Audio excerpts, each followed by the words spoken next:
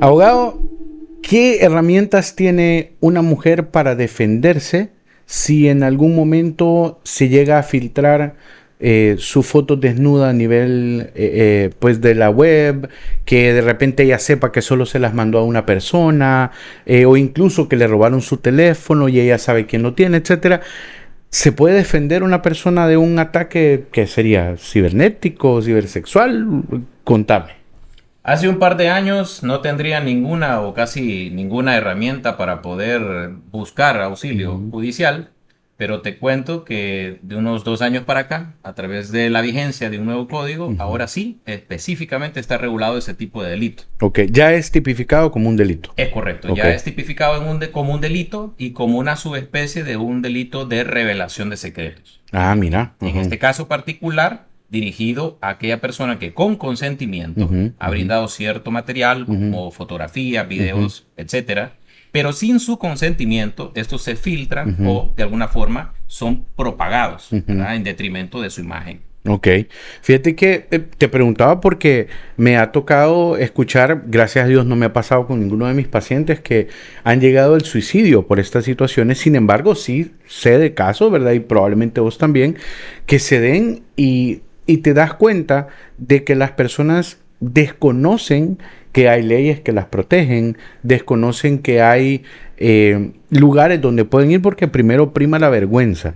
Eh, Cierto que al igual que con los psicólogos, el abogado tiene un código de confidencialidad cuando llegan las personas a contarte sus problemas. De acuerdo, de acuerdo. Hay uno que se llama secreto profesional Ujú, y ese es el principio que rige, en este ujú, caso, las relaciones entre cliente y abogado. Los ujú, abogados muchas veces somos como los ujú, médicos o como correcto. los No, y sacerdotes, las hacen de psicólogos también. también de psicólogos muchas Claro. veces, Ujú, ¿verdad? Pero precisamente por eso es lo importante de ujú, confiar en un abogado ujú, que no va a pasar ese secreto profesional ujú. porque después vienen grandes problemas. Bien, fíjate que una de las cosas que lamentablemente me ha tocado pues trabajar en consulta es la parte de las relaciones abusivas y ya sea desde el aspecto familiar, a nivel laboral, en el aspecto de parejas y específicamente en la parte de abuso psicológico, porque cuando hablamos de maltrato la gente lo primero que piensa es violencia física. ¿Cuáles son los tipos de violencia que hay? Fíjate, Donald, que creo yo que el más común es el maltrato silencioso, Ujú, ujú, llamémoslo. El maltrato silencioso es aquel que linda con lo que es el maltrato psicológico. ujú, Y esto puede ser un abanico de posibilidades en donde no solamente, ojo, es contra la mujer, sino que ujú. también puede ser contra el hombre. Correcto. Pero en este caso, ese maltrato es a través de comportamientos o a través de omisiones Ujú, que tienden de alguna forma a controlar la autodeterminación de la ujú, mujer. ujú, O en este caso desvalorizarla ujú, o causarle un daño emocional severo, a propósito o no, ¿verdad? Porque a ujú. veces es un tema cultural, Claro. pero esa violencia es latente, es real y Ujú. es de tipo psicológico. Ok.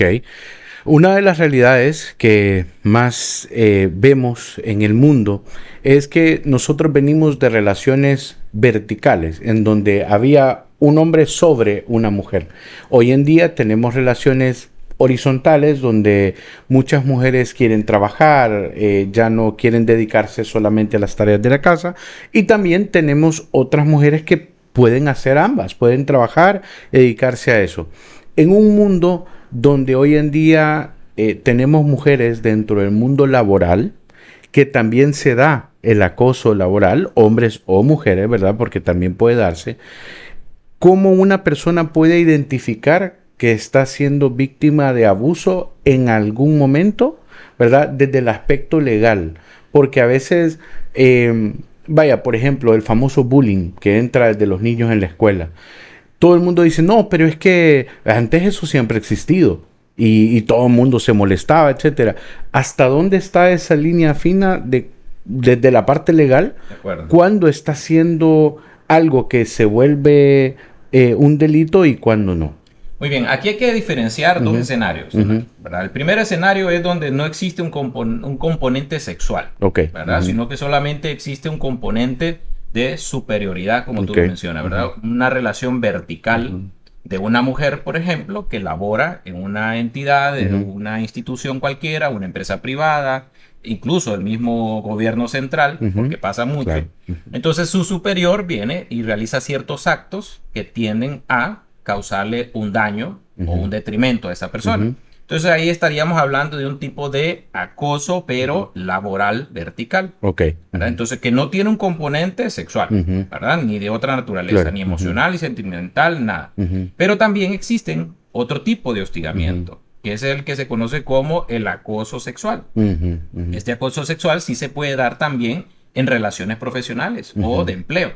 Por ejemplo, existe una mujer que trabaja, que es el caso particular, y este es su jefe o una persona que está en una posición superior a ella, viene y le pide favores desde ya de tipo sexual, Ok. emocional, sentimentales, en contra de su voluntad, y esto le hace sentir mal, ¿verdad? Y le causa un daño emocional. Claro. Eso sí, ya estamos hablando entonces de la esfera del derecho penal en relación a lo que es un acoso sexual o Ok. un hostigamiento sexual.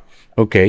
Es decir, la clara diferencia es entre si hay o no un involucramiento, ya sea mediante palabras o tacto, ¿verdad? O ya directamente, ¿verdad? Una parte de abuso, sometimiento, ¿verdad? A la parte que sería una violación, ¿cierto? Fíjate que sí, o sea, bien interesante lo que mencionas, porque este tipo de delito, digámoslo así, es de alguna forma leve, porque la pena es un poco, digámoslo también leve, ¿verdad? De ver. No es tan severa, correcto. Educame. Por ejemplo, el tipo del acoso, el acoso sexual, si fuera acoso sexual con algunas agravantes o circunstancias agravantes, no va a pasar de 4 años, ¿verdad? O sea, el mínimo son 1 año y 4 años de prisión. Y en otros casos ni siquiera es prisión. Cuando no hay un componente sexual, por ejemplo, hablábamos de lo que Sí, es el abuso, meramente el acoso laboral. Correcto. En ese caso ni siquiera hay prisión, sino que puede haber incluso arresto domiciliario. Ok. ¿Verdad? O casa por cárcel, que le llaman ahora, que se ha vuelto una pena principal. Muy bien, entonces, ¿qué pasa? Si ves, no es tan severa, pero aquí viene lo novedoso de ese código penal nuevo, que muchas personas satanizaron de alguna forma, pero es que es moderno, y quizá eso es lo que no se entiende. Ok. Entonces, ¿dónde entra la magia en este caso de ese código? Bueno, que si, por ejemplo, ese componente del acoso trasciende la gravedad que señala la norma, entonces sí pueden venir y concurrir otro tipo de delitos. Ok. Entonces ya se suma la pena de uno más la de otro. Es un concurso real, ideal, dependiendo de las circunstancias específicas. Ok. Es que me llamaba, o sea, ahorita te escuchaba y al escuchar penas mínimas, pues todas las personas que son víctimas, ¿verdad? Lo que se imagina es, pero entonces estamos indefensos, ¿ok? Estoy consciente porque, valga la redundancia, hemos tenido la oportunidad de yo referirte casos que hemos salido triunfantes, ¿verdad? Y primero, pues te agradezco, ¿verdad? Por estar acá. El abogado Rafael Enrique Gómez Mateo. Contanos, por favor, de Legalza, qué servicios brindan. Tenés ya 20 años de experiencia, más, yo creo. 23 años. Sí, 23 años. No vamos a decirle edad porque te miras jovencito. Contanos qué tipo de servicio brinda Legalza, dónde están ubicados, si quisieran, ¿verdad?, contactarte. Claro que sí. No, al contrario, muchísimas gracias por la invitación. Para mí siempre es un gusto y para mi equipo también poder ser parte de estos proyectos bonitos, interesantes. Y te felicito. Gracias. Por eso. Gracias. Pues Donald, como tú lo sabes y quizá pues también hemos hecho cierta carrera profesional. Llevamos ya más de 23 años de ejercicio profesional en Honduras, ejerciendo de manera privada, ahora como profesional del derecho. Y desde que comenzó ese ejercicio, también comenzó el sueño de constituir una firma legal, que en este caso se llama Grupo Legalza de Honduras. Y ya con la firma tenemos 11 sobre 12 años de existencia, de operación. Estamos ubicados actualmente en Nuevo Horizonte Business Center, en Rancho El Coco, en el piso 18. Y tenemos también, además del hecho de la asesoría que brindamos a nuestros clientes, que normalmente es preventiva, también realizamos mucho trabajo de representación legal en juicios. Claro. Y creo me consta que es muy bueno estas cosas. De hecho, me mencionabas San Pedro Sula, ¿verdad? Sí. Pero también sé que pues te he conocido desde ese tiempo y viajas a atender otros casos fuera de la ciudad. Sin embargo, también está la oportunidad de que te contacten de manera virtual, ¿cierto? Es correcto. correcto, es correcto. A propósito de lo que mencionas, tenemos una red de asociados de Grupo Legalsa que están radicados, por ejemplo, en Tegucigalpa, Mira. en Roatán, para atender ciertos sectores estratégicos. Y también tenemos asociados en Panamá, ¿verdad? Por la parte marítima, porque Grupo Legalsa Honduras no es por nada, pero es de las pocas. Bueno, máster en Derecho marítimo. Derecho marítimo, Correcto, ¿cierto? También. Correcto. También una de las... Okay. Entonces, para poder cubrir también esa demanda de casos o procesos marítimos, tenemos un gran asociado en Panamá, ¿verdad? Que también nos cubre la parte marítima junto con nosotros acá en Honduras. Perfecto. Que esperamos que la parte marítima vaya claro, desarrollándose. Sí, en Honduras. Y bueno, yo desde mi experiencia te he visto en casos laborales, tratan familia, la parte de la niñez. También tenés un equipo de trabajo, no solo sos vos, ¿verdad? Y conformado por diferentes personas de igual manera, excelentes profesionales que son parte de tu equipo de trabajo. Gracias. En una cultura donde pues lidera el machismo, donde la gente, yo creo que ha perdido el feeling de por qué se casa. Creo que la gente ya no sabe por qué se casa. La familia es una institución, tanto así que se busca protegerla a través del código de la familia. ¿Cuáles serían, desde tu aspecto personal y profesional, 3 aspectos fundamentales que debería saber una pareja antes de casarse? O sea, ¿a qué se mete cuando firma ese documento legal? De acuerdo, de acuerdo. Primero me gustaría comenzar con la parte filosófica que tiene el derecho de familia. Y si tú hiciste la colación, ¿verdad?, de que existe un código de familia, efectivamente, y la institución del matrimonio está especialmente regulada en este código. Ahora, ¿qué es lo que pasa, Donald? Que la institución de la familia, en la Constitución de la República, solo está reconocida entre un hombre y una mujer. Mira. Partamos de ahí, ¿verdad? Quiere decir que a pesar de que sí puede existir ciertas preferencias, no es permitido en Honduras un matrimonio de personas del mismo sexo, ¿verdad? ¿Por qué hago la aclaración? Bueno, porque aquí es donde nacen la diferencia y las relaciones entre hombre y mujer y la diferencia que hace la ley entre uno y otro. Entonces no trata a 2 personas como iguales. Mira. Entonces, evidentemente la ley no va a tratar un matrimonio igualitario, llamémoslo, o como lo quieras llamar, de manera distinta a un matrimonio compuesto por una persona del género femenino y otra del género masculino. Entonces aquí viene la situación desigual de poder que dice la norma, que hay que regular, y es donde entra el derecho. Y dice, bueno, vamos a proteger a la parte más débil de esta relación, que normalmente es la mujer, históricamente la mujer, ¿verdad? Muy bien. Dicho lo anterior, o haciendo esa aclaración, es importante decir, bueno, ¿cuáles son aquellos elementos que tenemos que conocer cuando nos vamos a casar? Bueno, primero también, por definición, el matrimonio existe para procrear, para tener hijos. Ese es el propósito. ¿Por qué? Porque también existe un propósito de mantener la especie humana, ¿verdad? Entonces, ese es el propósito del matrimonio. Entonces, aquí, si a mí me tocara decirle, bueno, usted tiene que tener en cuenta y mucho cuidado en 3 elementos cuando usted va a tomar la decisión de casarse. El primero es que tiene que vivir juntos sí o sí.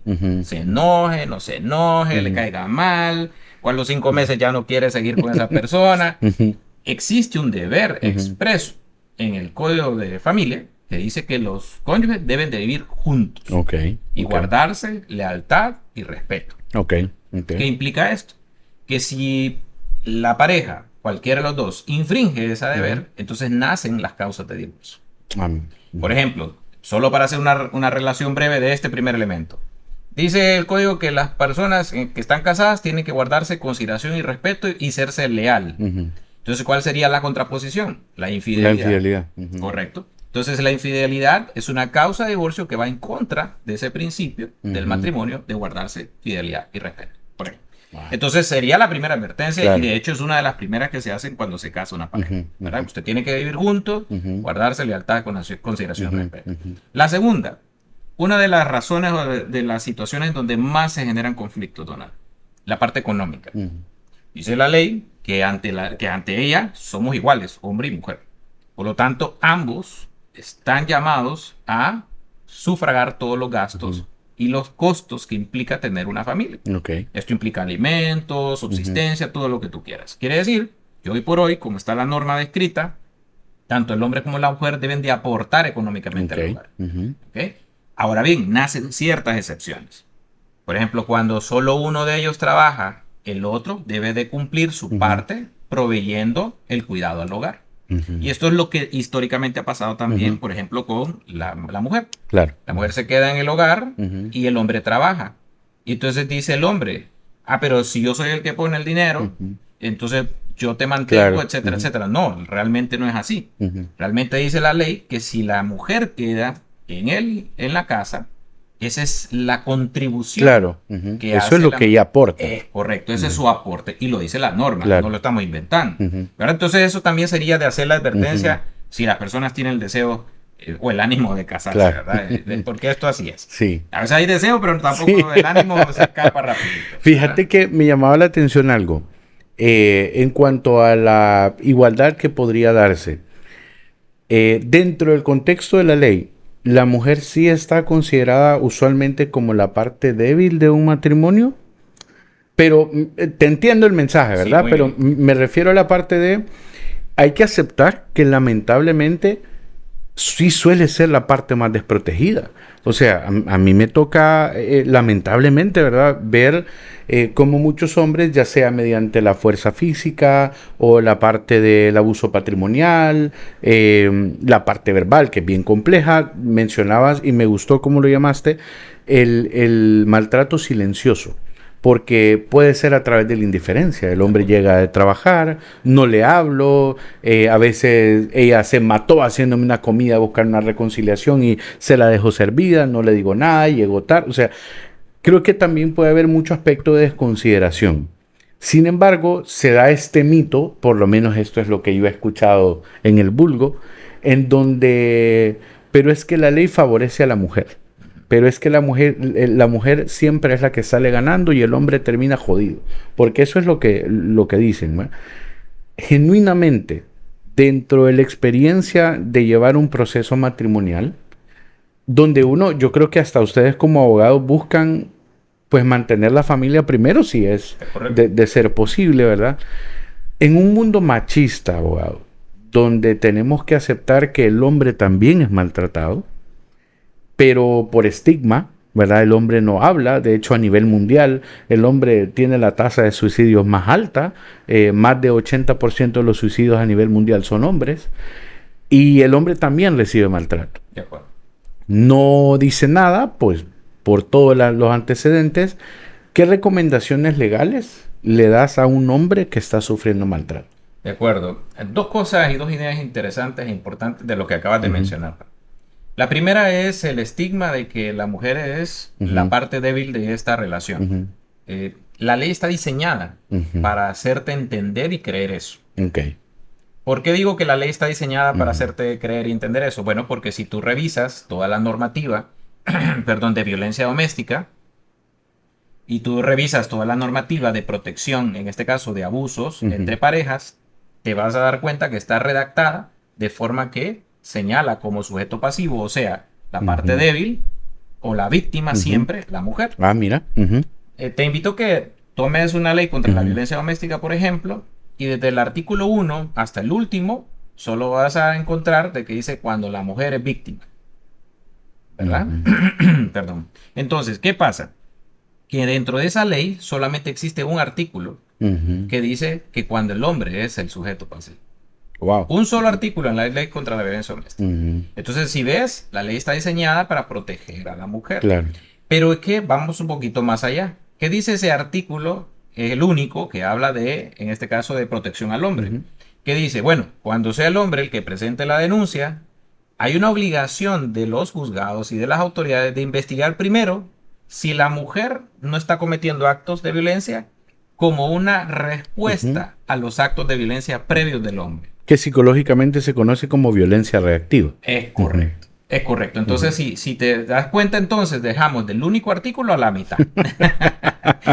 ¿Y cuál es la consecuencia de esto? Bueno, que si es así el caso, entonces tienen las dos personas, les van a poner medidas. Claro. O sea, los van a dejar a los dos y entonces los castigan a los dos. Quiere decir que solamente hay la mitad de un artículo a favor del hombre. Ahora ve. Qué fuerte. Bastante. Esto no es óbice para que el hombre denuncie. Ojo, ¿verdad? A pesar de que la norma está diseñada para eso. ¿Y por qué la norma está diseñada para esto, Donald? Bueno, porque históricamente también es cierto que es la mujer la que ha sufrido, Claro. en este caso, maltrato de parte de aquella persona que normalmente es más fuerte, Claro. ¿verdad? De alguna u otra forma. Entonces, son herramientas. Mira, considero yo particularmente, ¿verdad? Esto no lo vas a encontrar en la norma, pero yo particularmente considero que esto es una evolución. ¿Verdad? El derecho evoluciona normalmente como la sociedad. Toda ciencia. Es correcto. ¿Cuál es el problema del derecho? El derecho es reactivo. El derecho regula una situación que ya se está dando.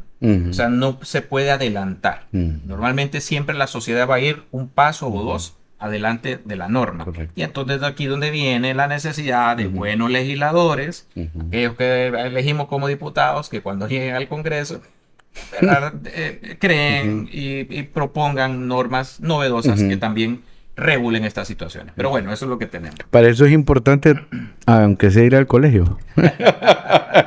Y yo siempre me he preguntado por qué hay legisladores que no son abogados, ¿va? O sea, si en teoría se va a trabajar sobre la ley, creo que debería ser un requisito mínimo, ¿no? Sí, sí. Y solo te voy a pedir un favor frente a toda la gente. No me puedes despreciar el vino. Por favorcito. Y porque fíjate que hablando de violencia, una de las realidades, te lo digo, a mí me cuesta mucho escuchar esto de mis pacientes cuando la experiencia de tomar, cuando van a denunciar, no ha existido una paciente en 10 años que me haya dicho que no fue a revictimizarse, que de alguna manera no se sintió ofendida mientras le estaban tomando la denuncia, que hay momentos en que ni siquiera les quieren tomar la denuncia. Hace poco una persona incluso me decía que había ido a interponer una denuncia por violencia sexual hacia su hija de 3 años y no, o sea, la mandaron de la primera estación a Ministerio Público, después que creo que hay alguna institución específica para lo de la mujer y todo esto, pero estuvo prácticamente todo el día queriendo poner una denuncia para que después la mandaran a ella es una profesional de la salud, ¿verdad? Donde yo hasta recuerdo haberle preguntado, ¿usted como profesional está segura que las heridas que tiene su hija no fueron provocadas por un pañal? Y me dice, Donald, esto no fue así, ¿verdad? Y es alguien que pues ha pasado por estos procesos de estudio y al final le terminaron diciendo, la niña está muy pequeña para que pueda hablar o decir ciertas cosas. ¿A qué se enfrenta una persona? ¿Cómo debe de ser ese proceso de denuncia ante violencia, ya sea física o para una hija de cualquier índole? ¿Hacia dónde hay que recurrir? De acuerdo. Aquí hay un problema de sistema. Un problema de sistema. El sistema, vamos a ver, disuade al denunciante a hacerlo porque es muy formalista y a veces pues ni siquiera hay interés de parte de los mismos funcionarios en querer realizar un trabajo adecuado. Aquí es donde viene la parte, y no es porque yo sea abogado, pero esa es la parte importante de contratar un abogado. Si una persona quiere tener una respuesta pronta y efectiva a la hora de presentar una denuncia, tiene que buscar un abogado. ¿Verdad? Cualquier abogado. ¿Por qué? Porque no va a ser el mismo trato que la mera víctima. Claro. Cuando no debería ser así. En otros países, la víctima hay que protegerla. Claro. No la podemos revictimizar. Acá no. Acá si la víctima llega sin abogado, primero le asignan un defensor de oficio que si es que tiene tiempo, o un fiscal si es que tiene tiempo, le va a llevar de manera adecuada a su caso. Y ojo, no es porque no tengan competencia o que no tengan interés, sino que no tienen tiempo. Claro. ¿Por qué? Hay demasiado. Es correcto. Demasiadas denuncias, demasiados casos por cada uno de los funcionarios o servidores judiciales, o de la fiscalía o de la policía, etcétera. Entonces, ¿cuál es la labor del abogado en este caso? Impulsar, colaborar con las autoridades para que esa denuncia llegue donde tenga que llegar, ¿verdad? Ahora bien, la ley no exige el abogado. Y aquí quiero ser claro. O sea, la ley no me dice que yo necesito un abogado para denunciar. Esa es una recomendación de que si usted quiere que realmente tenga un buen resultado, o por lo menos que camine un poco rápido el asunto, usted sí necesita definitivamente un abogado. Claro. Ahora, el paso a paso, el ABC para denunciar es bien simple, don. Hay ciertos delitos o conductas que únicamente requieren la declaración de la víctima. Ok. Uno de ellos es, por ejemplo, el delito de violación. Ok. El otro es el delito de violencia o maltrato, que ahora conocemos como maltrato familiar, que si la víctima rinde su declaración, debería ser indicio suficiente para iniciar todo el movimiento del aparato judicial. Ahora bien, vienen otros elementos ya materiales, como tú mencionabas, el tema de un examen científico que determine existencia de lesiones y todo eso, pero bueno, eso es bien particular. Pero bueno, eso no es obviamente tampoco impedimento para que la denuncia se presente y sea recibida. Correcto. Sí. Ok. Y luego, yo siempre he pensado que hay consecuencias peores cuando no se denuncia. Primero porque el agresor nunca tiene límites, ¿verdad? No tiene alguna consecuencia las acciones negativas que hace. Y luego me gustaría saber, si llega alguien que llega a tu firma legal con 10 años de un historial de maltrato, pero nunca puso una denuncia, o sea, ¿qué consecuencias hay de no denunciar? Y también, ¿qué consecuencias hay de denunciar y quitar la denuncia? Mira, interesante tu pregunta, Donald, sobre todo por el tema de los antecedentes. Okay. A veces, por ejemplo, cuando una persona ha tenido un historial de maltrato de más de 10 años, existe el problema de que no hay una prueba que demuestre ese historial. Y se va a reducir únicamente a la declaración de la víctima, que ya dijimos que es valiosa. Pero ¿cuál es el problema? Recordemos que los estados emocionales y psicológicos cambian. Exacto. El ciclo de la violencia es que hoy estoy mal, después estamos en amores y después otra vez acumulación de tensión y de se vuelve. Correcto. Entonces, si yo le hago una evaluación psicológica a una víctima de violencia por un hecho de hace 10 años, evidentemente no va a ser el mismo impacto que es reciente. Entonces, ese sería el primer elemento importante, que si el hecho es reciente, presentar la denuncia para el efecto de la evaluación psicológica, porque digamos que esa es la prueba madre para acreditar un tipo de violencia silencioso.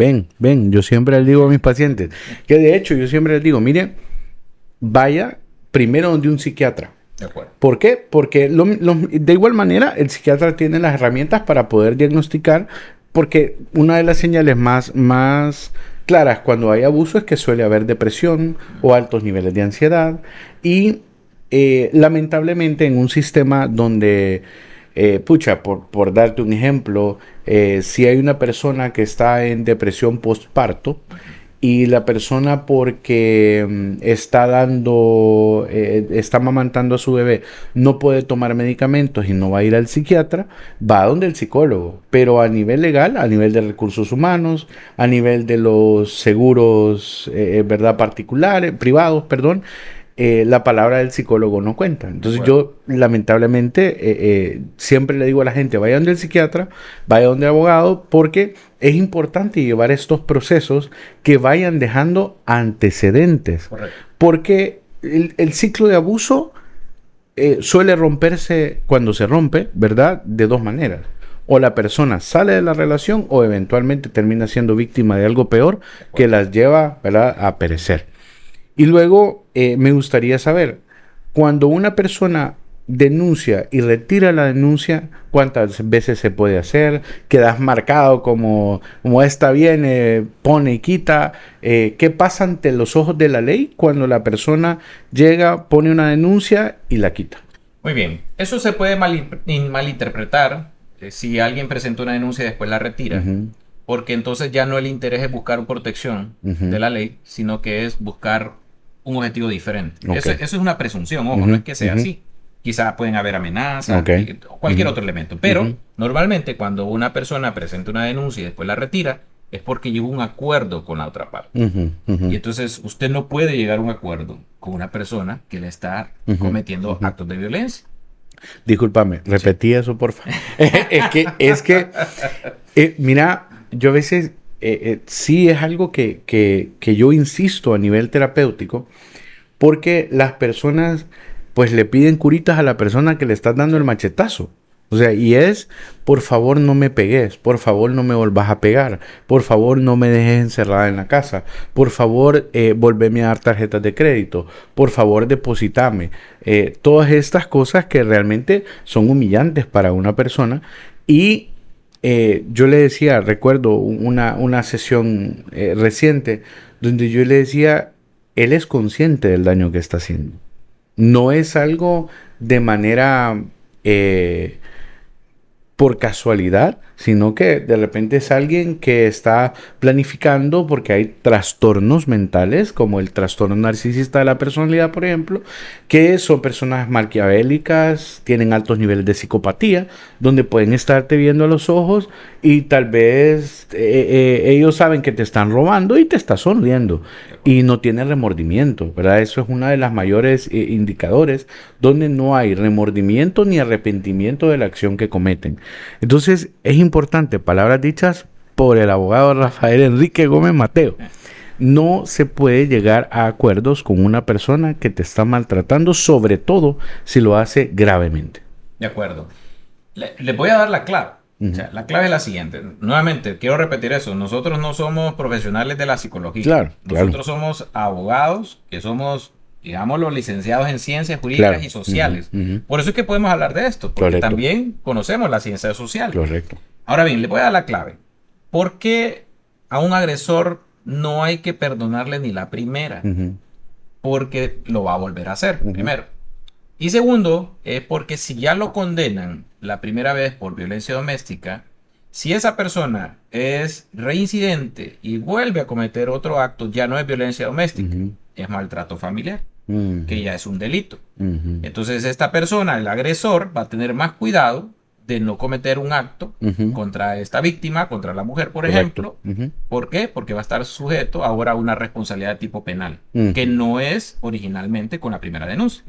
Entonces, ¿qué va a pasar si alguien es denunciado? Por ejemplo, si es denunciado ante la DPI y la policía, sí puede ser que le aparezca el antecedente, lo que se llama antecedentes policiales. Que esto después de 5 años o cierto tiempo se pueden limpiar. Pero ya si va al nivel del juzgado y es condenado por un delito, entonces ya hay otras consecuencias, Donald. Por ejemplo, puede perder o suspenderse la patria potestad, dependiendo de la gravedad del delito. Puede, por ejemplo, entrar en un tema de interdicción civil, de no poder celebrar actos ni contratos, etc. Entonces, esa gravedad de la sanción hace de que el agresor diga, mejor no la vuelvo a tocar, mejor me corrijo o mejor me aparto. Porque a veces, no es que nosotros lo recomendemos, pero hay relaciones que no son sanas. De hecho, eso, y te agradezco porque me acabas de hacer un puente. Yo defiendo mucho el matrimonio cuando hay amor. Pienso que a veces hay posibilidades de arreglar matrimonios, pero a veces las personas se hacen más daño juntos que separados. ¿Qué elementos? No sé si dentro de los procesos legales hay momentos en que llegas y le decís a tu cliente, iba a decir paciente, a tu cliente llegas paciente porque tiene paciente. Va a acabar. Y llegas a un punto donde, mira, ya no hay para dónde, o sea, tiene que divorciarse. No sé si en algún momento lo llegan a recomendar, qué elementos hay que considerar, o si no lo haces, ¿verdad? También me gustaría que lo dijeras, pero ¿qué elementos debe considerar alguien? ¿Cuándo es momento de soltar? O sea, ¿cuándo es momento de cuando el dolor y el agravio o agravío? El agravio. O que el agravio se vuelve más que el amor. Normalmente nosotros llegamos en el último eslabón de la cadena, Donald. El abogado llega al último eslabón de la cadena. A resolver problemas. Es correcto. Por ejemplo, cuando ya llega una persona, cualquiera de la pareja, a buscar un abogado porque se quiere divorciar, es porque quizá ya llegó al último recurso, y entonces ya pasó por una serie de profesionales, por ejemplo, como vos, que es un psicólogo, donde trata de mediar y de corregir, o por lo menos enseñarles cómo pueden ser mejores pareja, matrimonio, etc. Ya si eso no es posible, evidentemente uno de los dos va a buscar un abogado. Entonces, ¿qué pasa? Que cuando viene el abogado y recibe a un paciente, digámosle, porque tiene paciencia de ese matrimonio, a un cliente, y lo recibe y le dice, mire, abogado, me pegó o me pega, o mire, me humilla o me humilló. Entonces, ¿cómo le vas a recomendar vos de abogado? Mire, ¿sabe qué? Aguante el hombre. ¿Para qué se va a divorciar? Quiéralo, él va a cambiar. Créale que va a cambiar. Y eso no es posible. ¿Por qué? Porque el ciclo de la violencia es así. Hoy estamos bien, mañana vuelve el ciclo del agresor, y después le llevo flores y chocolates, le endulzo y nuevamente vuelvo a cometer los actos. Y es manipulación al final del cabo. Entonces nosotros no podemos, cuando ya lleguen a buscar un tema de divorcio, decir, mire, haga el último intento. Cuando vemos que un cliente duda y solo quiere asesoría para informarse, porque pasa mucho. Claro. Tenemos 80% de asesoría solo para informarse, aunque quieren divorciarse, pero no lo hacen. Claro. Y solo un 20% se deciden a divorciarse. Pero ¿qué le decimos nosotros cuando vemos que dudan? Los remitimos a profesionales como otros. Busque un psicólogo, que le dé la para que le convenza. Porque nosotros vamos rompe y raja. Claro, claro. Entonces, No, y así tiene que ser. sí. Una de las consideraciones que yo comparto con mis pacientes cuando recomiendo, bueno, la verdad es que hay que decirlo, usualmente es el abogado que recomiendo, y es, siempre le digo, usted ocupa un abogado que tenga 3 cosas. Una, que no doblegue su ética por dinero. 2, que no tenga miedo de defenderla porque tiene las herramientas y el conocimiento para poder incluso irse a juicio si eso tiene que darse. Y tercero, honestidad. Usted no ocupa a alguien que la vea y le diga, no, pobrecita, no, pero... O sea, uno va y busca fortaleza en las personas que uno busca apoyo. Y a veces sucede que la gente espera llegar donde alguien que las trate, de repente están tan acostumbradas al abuso, dentro de estos aspectos, pues, como víctimas, la victimización, ojo que cuando uno está siendo víctima de abuso, no es la víctima la culpable, se da un vínculo traumático que lamentablemente no permite que la persona tenga las herramientas emocionales para poder salir. Hay aspectos químicos donde hay un exceso de cortisol que se da después, hay picos de dopamina cuando medio te tratan bien, y esto hace que se vuelva difícil salirse de una relación de maltrato, porque es casi como que andas con, te imaginas 2 personas, o sea, no, pero si él me quería, o sea, me trataba bien al inicio, ¿qué fue lo que sucedió? Y se da esta dicotomía de pensamiento en donde hay mucha incongruencia, porque no quiero dejar ir a la persona que me maltrata. Abogado, una de las cosas que yo más escucho en consulta, lamentablemente, son personas que están siendo víctimas de abuso, que usualmente son dependientes económicamente de su pareja, y empiezan con, pero te voy a quitar a los hijos. ¿Cómo los vas a mantener vos si no tenés dinero? ¿Qué le vas a hacer? Te los voy a quitar. Realmente un hombre, por ser el proveedor, puede quitarle, aunque sea una buena mamá, que no tenga problemas de drogadicción ni nada, puede quitarle el proveedor a los hijos a una mujer. Un categórico no, Donald. Okay. Un categórico no. Hay una gran diferencia entre el ser y el deber ser. Okay. ¿Verdad? Por ejemplo, que una mujer no trabaje no significa que no pueda trabajar. Y entonces no puede ser un impedimento para que sea la ideal para tener la guarda o la custodia de sus hijos. Entonces ese es un elemento importante. Segundo, es que ya la ley regula estas circunstancias y dice que, por ejemplo, cuando hay un conflicto de pareja y se separan, normalmente se prefiere a la mamá. Ya lo dice la ley. No es una cuestión de que yo quiero, no. Ya prefieren a la mamá. ¿Qué implica esto? Que es el papá, aunque no quiera, que tiene que proveer los alimentos a esta madre custodia. Ahora bien, si no hay acuerdo entre ellos o si el conflicto es muy grave, entonces ahí sí dice la ley, bueno, comencemos a ver de qué otra forma resolvemos. Y entonces los niños quedan a cargo del último que estuvieron al momento del conflicto. Entonces, si estuvieron con el padre en el momento del conflicto, se quedan con el padre. Si estuvieron con la madre durante el conflicto, se quedan con la madre porque puede pasar, ¿verdad? Pero si estaban con los dos, nuevamente prefiere a la madre. Y por último, ya sí solamente con una decisión judicial, cuando se ha evaluado las condiciones y características de la madre, que quizás no son las ideales para custodiar a sus hijos, excepcionalmente, Donald, pero pasa, entonces viene un juez y dice, bueno, el custodio va a ser el padre. ¿Verdad? Y ojo, en ese caso, la madre tiene que proveer alimentos también. ¿Verdad? Mira, qué interesante por el hecho de las responsabilidades compartidas. Rafa, te he conocido desde hace un tiempo y sé que sos un hombre de hábitos. Sé que uno de tus hábitos es despertar y leer la Biblia. ¿Qué hay en una profesión tan delicada como la tuya, donde a veces estoy seguro que ves conflictos éticos todo el tiempo? ¿Qué hay de la parte humana? ¿Dónde basas el sostenimiento de tu ética para defender un caso? Primero, en relación a lo que mencionas, efectivamente, sí, leer y estudiar la Biblia es un hábito que fue inculcado, en este caso por mi madre, y no lo he dejado de hacer desde ese tiempo. Y creo que eso también abona muchísimo al hecho de que nuestro comportamiento y nuestra práctica y nuestras ejecutorias en la profesión. Pero más allá de eso, también con la experiencia, Donald, y estudiando de todo un poco, uno se da cuenta que la regla de oro no hay que olvidarla jamás. Correcto. No hacerle nada a otra persona que tú no quieras que te haga. Claro. Entonces, partiendo de esa regla de oro, entonces nosotros mantenemos relaciones sanas, éticas y transparentes con nuestros clientes, completamente transparentes. Entonces, tenemos un sistema que nos permite hacer eso y gracias a Dios tenemos una buena cartera de clientes que confían en nuestro trabajo y básicamente es por eso, porque nosotros somos claros y transparentes. Claro. A veces al cliente no le gusta que le digan la verdad. Me imagino. Pero nosotros Me pasa. Pero nosotros lo hacemos. Claro. Sí.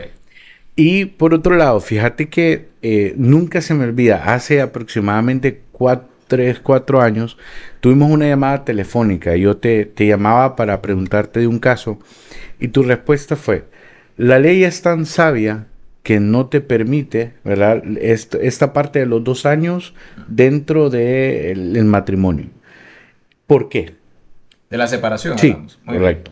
Eso es bien interesante. A veces es una de las causas de divorcio, ¿verdad? El hecho de que cuando no, por ejemplo, una pareja, definitivamente ya hay diferencias irreconciliables, llamémosla así.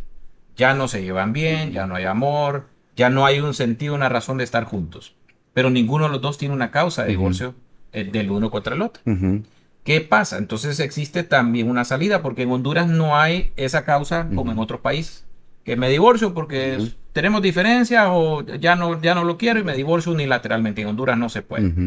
Entonces, ¿cuál es la opción que da la ley? La opción que da es la separación de hecho. Okay. La separación de hecho es una solicitud que presenta la persona que no quiere estar en el matrimonio ante el juez para que este juez autorice que estén separados de cuerpo y que el deber de fidelidad ya no esté durante 2 años. Mira. ¿Qué implicación tiene este? Bueno, que esos 2 años son de reflexión, ¿verdad? O sea, tienen que pasar esos 2 años después de ser declarado judicialmente la separación para que cualquiera de los dos pueda utilizar esa como una causal válida de divorcio. ¿Por qué no lo puedo hacer antes? Bueno, porque aquí nuevamente el legislador es sabio, la norma es en este caso eficiente, dice, bueno, vamos a evaluar si realmente podemos superar o no, o si volvemos o no volvemos. Si vuelven, no pasa nada con la separación. Ahí quedó, la archivan y la marcan si quieren y no pasó absolutamente nada, ¿verdad? Okay. Pero si persisten, cualquiera de los dos puede divorciarse. Ahora bien, esto no es impedimento que durante la separación surja una causa de divorcio. ¿Verdad? Entonces puede ser que solo llevan 6 meses de separados, pero surge una causa de divorcio. ¿Cuáles son esas causas de divorcio? Son varias, pero la establece el Código de Familia. Principal es la infidelidad pública y manifiesta, los maltratos físicos, verbales o en este caso patrimoniales, puede ser la comisión de un delito de uno contra el otro, el hecho de tener una conducta no decorosa para los hijos, para la pareja, que cause problemas entre la pareja, por ejemplo, y etcétera, etcétera. Entonces, normalmente las causas de divorcio es la antítesis de los deberes del matrimonio. Ok. Fíjate que una de las realidades que me parece tan complejas en estos procesos, cuando las personas están entre que si se divorcian o no, es que les encanta tomar decisiones emocionales. De acuerdo. A veces vienen a consulta y, como mencionabas, a veces no les gusta que uno les diga la verdad. Y yo a veces noto, porque en una relación de pareja hay responsables, ¿verdad? Los dos, porque los dos tenían la responsabilidad de hacer eso funcionar. Puede ser que alguna de las partes falle y eventualmente queda a decisión de la otra persona si va a perdonar, no va a perdonar, si se va a quedar ahí o no. Tengo unos mensajes, algunos de los casos que hemos compartido. Les comenté que íbamos a estar juntos en este podcast y les pregunté, ¿verdad? ¿Qué tipo de cosas les hubiese gustado saber? Muy bien. Una de ellas, con mucho agradecimiento entre bromas, me decía, contad, no digan mi nombre, el abogado puede contar lo que quiera. Y le digo yo, no la vamos a exponer. Pero me decía una pregunta importantísima. ¿Qué se puede hacer o qué procede si al finalizar el tiempo de restricción el acusado retoma apariciones o mensajes, pero de una manera más cautelosa, porque ya sabe lo que le puede afectar si vuelve a la otra persona a denunciar? ¿Qué se puede tomar en cuenta ante este escenario y en qué punto se puede pues retomar la parte de una denuncia después de una restricción? De acuerdo. Vamos nuevamente al tema del tipo de violencia silenciosa. E incluso el hecho de realizar actos subversivos, porque eso sería una forma de ser subversivo, tendientes a controlar o a causar ese efecto, siempre y cuando exista un elemento de prueba, Donald, se puede volver a denunciar, pero como hecho nuevo. Ah, mira. Que ya no entonces es ya sería reincidente otra vez. Exactamente. Entonces, si se presenta una denuncia como hecho nuevo, automáticamente el juzgado, en este caso, puede definir ciertas medidas y remite automáticamente las diligencias al Ministerio Público para continuar con el proceso. Tómele fotos a las placas cuando lo sigan. Y luego, ¿verdad? Me gustaría saber, y esta pues ya es una pregunta para vos como persona profesional, pues que te he visto crecer de igual manera, como abogado, ¿por qué es importante para ir al psicólogo? Te escuché en una reunión hace unos meses el que debería ser parte de la canasta básica.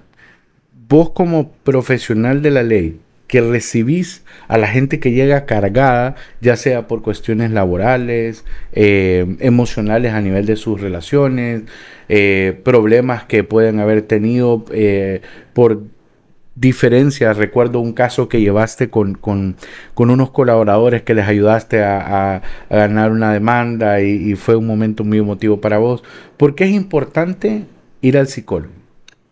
Sostengo que el psicólogo es parte de la canasta básica hondureña, y no solo hondureña, ¿verdad? Que a nivel internacional, siendo que esto es como, por ejemplo, Donald, cuando tú tienes un accidente, te caes, te enlodas, y aún así sigues caminando y pasas sin ir a cambiarte de ropa, sin bañarte, sin curarte las heridas. Entonces, eventualmente eso te va a dañar y te va a causar un perjuicio mayor.